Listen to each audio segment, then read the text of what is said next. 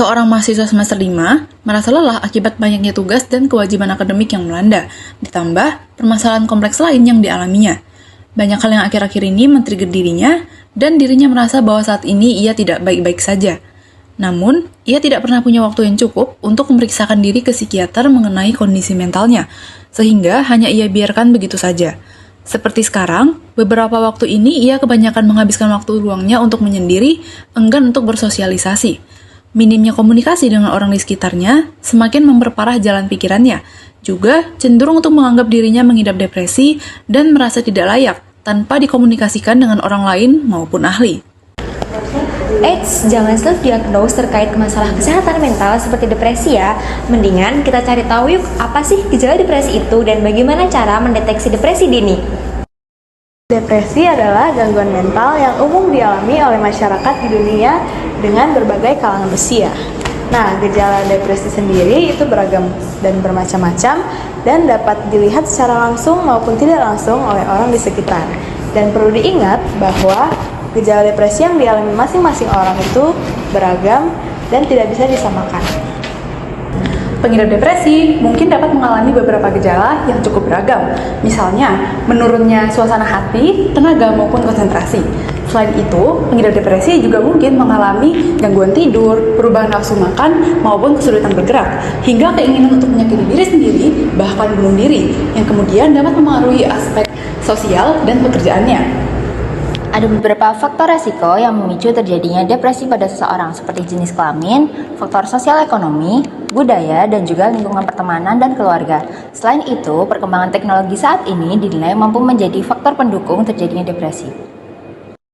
Faktanya, ada beberapa tipe depresi yang jarang dibahas. Depresi dibedakan menjadi beberapa jenis seperti depresi mayor, depresi minor, depresi psikotik, dan juga depresi musiman.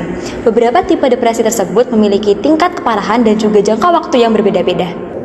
Sehingga jika dilihat hanya dengan kasat mata, sulit untuk menentukan seseorang sedang mengalami depresi atau tidak. Dan berbagai gejala ataupun tingkat keparahan yang dialami orang-orang itu membuat self-claim depresi menjadi tidak meyakinkan. Tapi, tahu gak sih kalau ada beberapa metode yang bisa kita pakai untuk mendeteksi depresi? Nah, deteksi depresi dini ternyata bermanfaat banget nih untuk mencegah progresivitas depresi sebelum terlambat.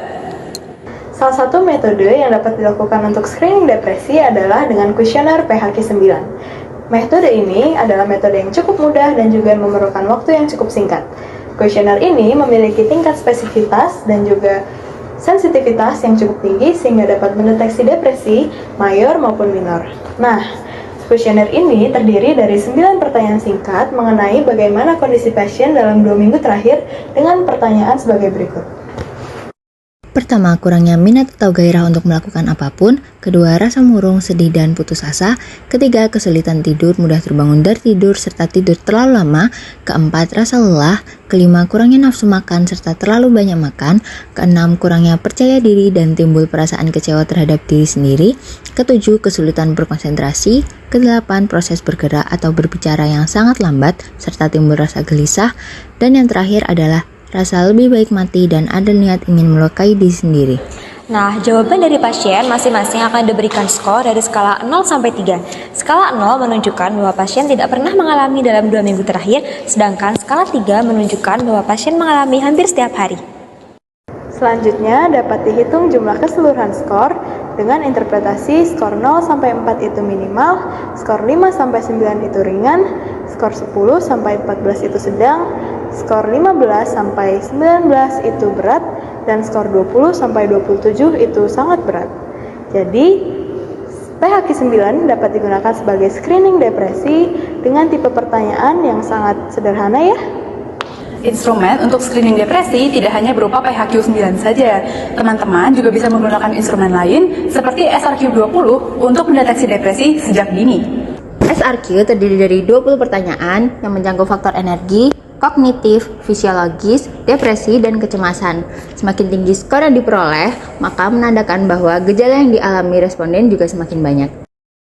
Nah, teman-teman, masih ada instrumen lainnya nih, yakni DAS-42. Instrumen ini sama dengan instrumen sebelumnya, yakni berupa kuesioner yang nantinya akan dijawab oleh responden. Setiap pertanyaan akan dijawab dengan skala 0 sampai 3. Skor yang diperoleh nantinya akan menjadi indikator untuk menentukan apakah responden mengalami gejala kecemasan, stres, atau depresi. Jika kamu mulai merasakan emosi-emosi negatif, jangan segan untuk bercerita kepada orang-orang terdekat yang kamu percaya dan lakukan hal-hal yang kamu sukai. Waspadai pikiran-pikiran negatif yang kerap menghantui dan berhenti menyalahkan diri sendiri secara berlebihan.